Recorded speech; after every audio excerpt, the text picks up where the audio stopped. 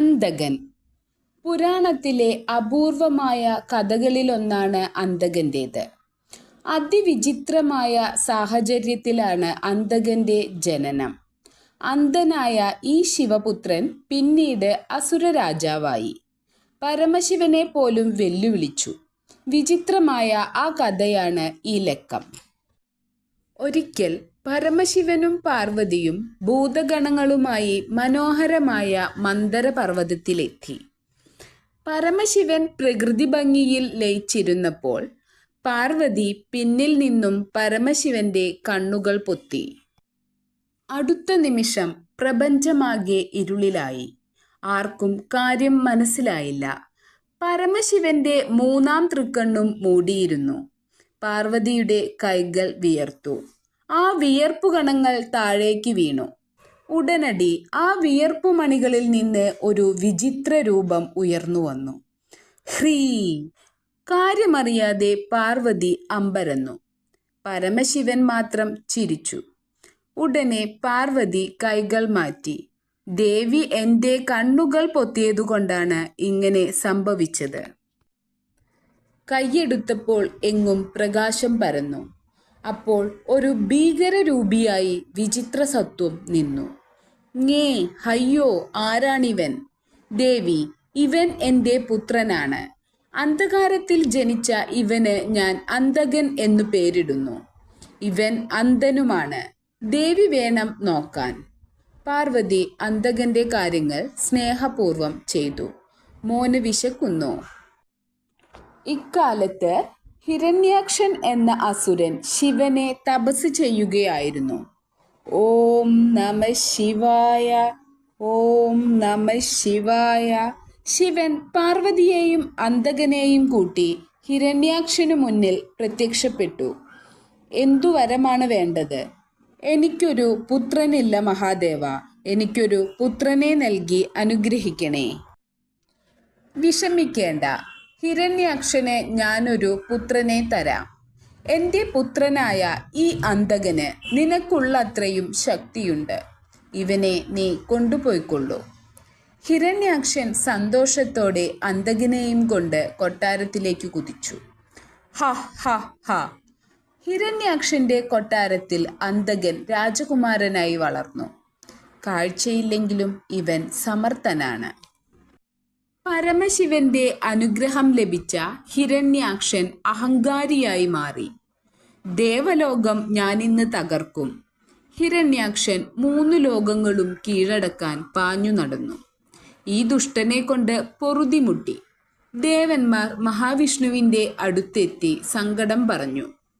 വിഷമിക്കേണ്ട, ഹിരണ്യാക്ഷന്റെ ശല്യം ഞാൻ തീർത്തുതരാം. മഹാവിഷ്ണു കൂറ്റനായ ഒരു കാട്ടുപന്നിയുടെ രൂപമെടുത്തു. ഗുർ! വിഷ്ണുവിന്റെ വരാഹാവതാരം ആദ്യം ഹിരണ്യാക്ഷന്റെ സൈന്യത്തെ ആക്രമിച്ചോടിച്ചു. രക്ഷിക്കണേ! ഗ്രാ! ഹയ്യോ, ഓടിക്കോ!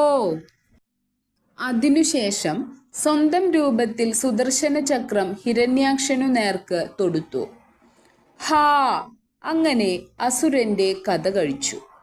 മഹാവിഷ്ണു അന്തകനെ അസുര രാജാവാക്കി. ഇനി നീയാണ് അസുരന്മാരുടെ രാജാവ്. ശരി ഭഗവാനെ.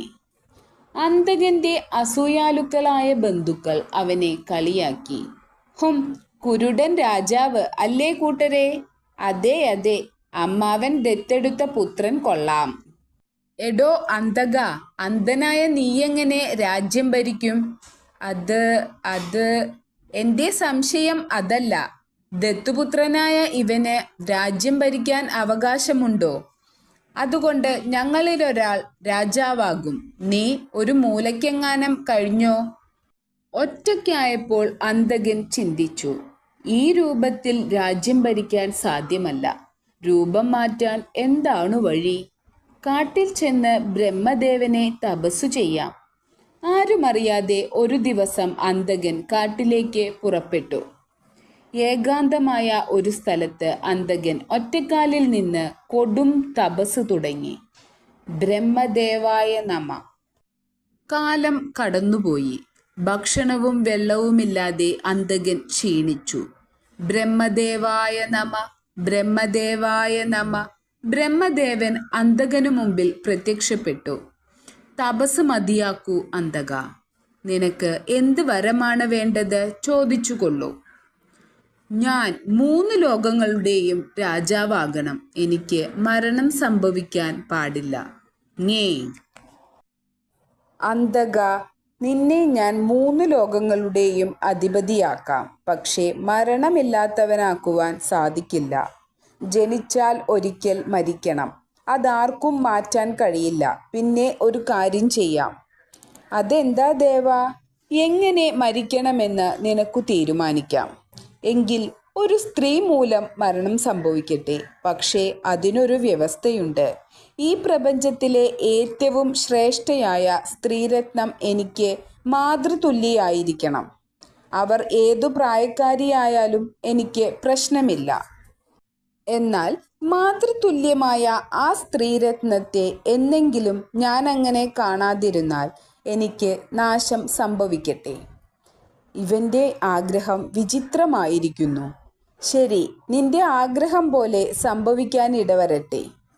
എന്നാൽ നീ പൊരുതുന്നത് എപ്പോഴും വീരന്മാരോടായിരിക്കണം. ശരി ദേവാ. കുരുടനും അശക്തനുമായ എന്നെ അങ്ങ് അനുഗ്രഹിച്ച് ശക്തനാക്കണേ. ബ്രഹ്മാവ് അന്തകന്റെ കയ്യിൽ തൊട്ടനുഗ്രഹിച്ചു. അപ്പോൾ അന്തകൻ അതിശക്തനായി മാറി. അന്തകന്റെ കണ്ണുകൾക്ക് കാഴ്ചയും കിട്ടി. പുതിയ ശക്തികൾ ലഭിച്ച അന്തകൻ കൊട്ടാരത്തിലേക്ക് കുതിച്ചെത്തി. എല്ലാവരും നോക്ക്, ഇത് ഞാനാണ് അന്തകൻ. അന്തകനോ, നീയെങ്ങനെ കരുത്തനും സുന്ദരനുമായി? അന്തകന്റെ മാറ്റം കണ്ട ബന്ധുക്കൾ ഭയന്നു. അന്തകൻ പാതാള രാജാവായി. ഹിരണ്യാക്ഷനെ പോലെ അന്തകനും അഹങ്കാരിയായി മാറി. ഉടനെ ഭൂമിയും സ്വർഗവും കീഴടക്കണം. അന്തകൻ ഭൂമിയും സ്വർഗവും കീഴടക്കി. ദേവേന്ദ്ര, നീയും ദേവന്മാരും ഇനി മുതൽ എന്നെ സേവിക്കണം. വൈകാതെ അന്തകൻ 3 ലോകങ്ങളുടെയും അധിപനായി. അഹങ്കാരിയായ അന്തകൻ സുഖിച്ചു കഴിഞ്ഞു. പരിചാരകർ കൂടെ നിന്ന് പരിചരിച്ചു. ഹിഹി, എന്നെ ജയിക്കാൻ ഒരുത്തനുമില്ല. മുനിമാരുടെ യാഗങ്ങൾ അയാൾ മുടക്കി. നിർത്തടാ യാഗവും പൂജയും. ദേവന്മാരെ ഇനി ആരും പൂജിക്കേണ്ട. ഈ എന്നെ പൂജിച്ചാൽ മതി. എല്ലാവരെയും ദ്രോഹിച്ച് സ്വന്തം വിധിയോർക്കാതെ അന്തകൻ മതിച്ചു നടന്നു. അന്തകൻ ഒരിക്കൽ മന്ദര പർവ്വതത്തിൽ എത്തി. എത്ര മനോഹരമായ സ്ഥലം! നമുക്കിവിടെ താമസിക്കാം. അന്തകൻ അവിടെ താമസം തുടങ്ങി. ഒരു ദിവസം അന്തകന്റെ മന്ത്രിമാർ നടക്കാനിറങ്ങി. അതാ അങ്ങോട്ട് നോക്കൂ. ഏതാണ് ആ സന്യാസി? എത്ര സുന്ദരിയായ സ്ത്രീ! അവർ ഇവിടെ എന്തു ചെയ്യുന്നു? വാ, രാജാവിനോട് പറയാം. അന്തകൻ വിവരമറിഞ്ഞു. പ്രഭോ, ദൂരെ ഒരിടത്ത് ഒരു സന്യാസിയെ ഞങ്ങൾ കണ്ടു. സന്യാസിയുടെ അടുത്ത് സുന്ദരിയായ സ്ത്രീയും ഉണ്ടായിരുന്നു. ഹോ, അവൾ എന്തു സുന്ദരിയാണെന്നോ! എങ്കിൽ അവളെ എൻ്റെ ഭാര്യയാക്കണം. അവൾ ആരെന്ന് അന്വേഷിക്കാതെ വന്നിരിക്കുന്നോ? പോയി അവളെ കൂട്ടിക്കൊണ്ടുവാ. മന്ത്രിമാർ പഴയ സ്ഥലത്തെത്തി. ആ സന്യാസി കണ്ണു തുറന്നു. 3 ലോകങ്ങളും അടക്കി വാഴുന്ന അന്തകന്റെ മന്ത്രിമാരാണ് ഞങ്ങൾ. നിങ്ങൾ ആരൊക്കെയാണെന്ന് അദ്ദേഹത്തിന് അറിയണം. ഇവിടെ ധ്യാനിക്കുന്ന ഒരു താപസനാണ് ഞാൻ. ഈ സുന്ദരിയുമൊത്താണോ തപസ്? ഇവൾ എൻ്റെ പത്നിയാണ്. ഹ ഹ ഹ. ഇവൾ താങ്കളുടെ പത്നിയോ? ഇവൾക്ക് ചേരുന്നത് ഞങ്ങളുടെ രാജാവാണ്. ഈ സുന്ദരിയെ ഞങ്ങളോടൊപ്പം വിടൂ. ആ അസുരൻ അതിനെ ഇങ്ങോട്ട് വരട്ടെ. അദ്ദേഹം വന്നാൽ കാര്യം കുഴപ്പമാകുമേ. മന്ത്രിമാർ അന്തകനെ വിവരമറിയിച്ചു. അങ്ങ് ചെന്ന് ആ അഹങ്കാരിയെ ഒരു പാഠം പഠിപ്പിക്കണം. ഇതാ ഞാൻ ഇപ്പോൾ തന്നെ പുറപ്പെടുകയാണ്. മന്ത്രിമാർ പറഞ്ഞ സ്ഥലത്തേക്ക് അന്തകൻ കുതിച്ചു. ടക് ടക് ടക് ടക്. അന്തകൻ അവിടെ എത്തിയപ്പോൾ, എൻ്റെ പേര് വീരകൻ. ഞാൻ സ്വാമിയുടെ കാവൽക്കാരനാണ്. നിങ്ങൾക്കെന്തു വേണം? അവനെ വകവയ്ക്കാതെ അന്തകൻ മുന്നോട്ട് നീങ്ങി. മാറി നിൽക്കടാ! വീരകൻ അവരെ ആക്രമിച്ചു. മാരകാസ്ത്രങ്ങൾ ഒന്നൊന്നായി കുതിച്ചു. അന്തകൻ ജീവനും കൊണ്ട് തിരിഞ്ഞോടി. അന്തകന് ഒന്നും പിടികിട്ടിയില്ല. ഹമ്പോ ഭയങ്കരം! വൈകാതെ ഞാനൊരു തപസ്സിന് പോകുകയാണ്. വീരകൻ നിനക്ക് കാവൽ നിൽക്കും. പിന്നീട് അന്തകൻ കൂടുതൽ സൈന്യത്തോടെ എത്തി. ആ നീചനെ കൊല്ല്. വീരകനുമായി ഭയങ്കര യുദ്ധം നടന്നു. അന്തകന്റെ പരാക്രമത്തിൽ വീരകൻ വീണു. ഹിഹി, ഇനി അവളെ കൈക്കലാക്കാം. ബ്രഹ്മദേവ, വിഷ്ണു ഭഗവാനെ, ദേവേന്ദ്ര, എന്നെ കാത്തുകൊള്ളണേ. ദേവി, പരിഭ്രമിക്കാതിരിക്കൂ. പെട്ടെന്ന് ദേവന്മാർ സ്ത്രീരൂപത്തിൽ അവിടെ എത്തി. അവർ അസുരന്മാരെ ആക്രമിച്ചു. അവരെ തടയാനാകാതെ അന്തകനും സൈന്യവും വിഷമിച്ചു. അന്തകന്റെ സൈന്യം പരാജിതരായി. ഈ സമയം ഉഗ്രമായ ശോഭയോടെ പരമശിവൻ അവിടെ എത്തി. അതോടെ പാർവതി കൂടുതൽ കരുത്തോടെ പൊരുതി. അന്തകനെയും സൈന്യത്തെയും പാർവതി തുരത്തി ഓടിച്ചു. പാർവതി ധൈര്യശാലിയാണല്ലോ. ഇവരുടെ സഹായം കൊണ്ടാണ് എനിക്ക് ധൈര്യവും ശക്തിയും കിട്ടിയത്. വീരക, നീയും നന്നായി പൊരുതി. ശിവനും പാർവതിയും അവിടത്തെ ഗുഹയിൽ കടന്നു. അന്തകനും കൂട്ടരും വീണ്ടും എത്തി. ആരെയും കാണുന്നില്ലല്ലോ. എല്ലാവരും എവിടെ പോയി? അവരാ ഗുഹയിൽ കടന്നു കാണും. ചെന്ന് ആ സന്യാസിയെ പോരിന് വിളിക്കൂ മന്ത്രി. മന്ത്രി വിവരം പറഞ്ഞപ്പോൾ, ദുഷ്ടനായ ആ അസുരന് ധൈര്യമുണ്ടെങ്കിൽ പോരിന് വരട്ടെ. വീരകനെയും ദേവസൈന്യത്തെയും പരമശിവൻ അന്തകനു നേരെ നിയോഗിച്ചു. വിജയിച്ചു വരൂ ദേവന്മാരെ. ഈ സമയം അസുരന്മാരെ നമുക്ക് ആ ദേവന്മാരെ നശിപ്പിക്കണം. ഇരു സൈന്യവും പാഞ്ഞെടുത്തു. പെട്ടെന്ന് അന്തകന്റെ മന്ത്രി ആകാശത്തോളം വളർന്നു. എന്നിട്ട് വായ തുറന്ന് ദേവന്മാരെ വിഴുങ്ങി. 100 കണക്കിന് ദേവന്മാർ അസുരന്റെ വായിൽ കടന്നു. വീരകൻ ഒരു കണക്കിന് രക്ഷപ്പെട്ടോടി. പരമശിവന്റെ അടുത്തെത്തി നടന്നതെല്ലാം വിവരിച്ചു. രക്ഷയില്ല സ്വാമി. ഉടനെ പരമശിവൻ പൊട്ടിച്ചിരിച്ചു. ആ സമയത്ത് ദിവ്യമായ പ്രകാശം ശിവനിൽ നിന്ന് വ്യാപിക്കാൻ തുടങ്ങി. മന്ദരപർവ്വതത്തെയാകെ അത് വെള്ളി വെളിച്ചത്തിൽ മുക്കി. അതിൽ നിന്നും ലഭിച്ച ശക്തിയുമായി വീരകൻ വീണ്ടും യുദ്ധത്തിനെത്തി. അപ്പോഴും അസുരൻ വീരകനെ വിഴുങ്ങി. സംഹാരമൂർത്തിയായ പരമശിവൻ അങ്ങോട്ട് വന്നു. അസുരന്റെ വയറ്റിൽ കിടക്കുന്നതെല്ലാം പുറത്തു വരുത്തുന്ന ദിവ്യമന്ത്രം പരമശിവൻ ഉരുവിട്ടു. അസുരമന്ത്രിയുടെ വായ താനേ തുറന്നു. വായിൽ നിന്ന് വീരകനും ദേവന്മാരും പുറത്തേക്ക് വന്നു. അസുരന്മാർ അതു കണ്ട് വിരണ്ടു. ഈ സമയം ദേവന്മാർ അവരെ ആക്രമിച്ചു. അന്തകൻ മാത്രം ബാക്കിയായി. അവശനായ ആ അവസ്ഥയിലും അന്തകൻ വെല്ലുവിളിച്ചു. ശിവദേവ, നിന്നെ ഞാൻ വെറുതെ വിടില്ല. അന്തകന്റെ കരുത്ത് കാട്ടിത്തരാം. ഈ സമയം അന്തകന്റെ ഓരോ തുള്ളി ചോരയിൽ നിന്നും അനേകം അന്തകന്മാർ ഉയർന്നു വന്നു. പരമശിവനെയും ദേവന്മാരെയും അന്തകന്മാർ ആക്രമിച്ചു.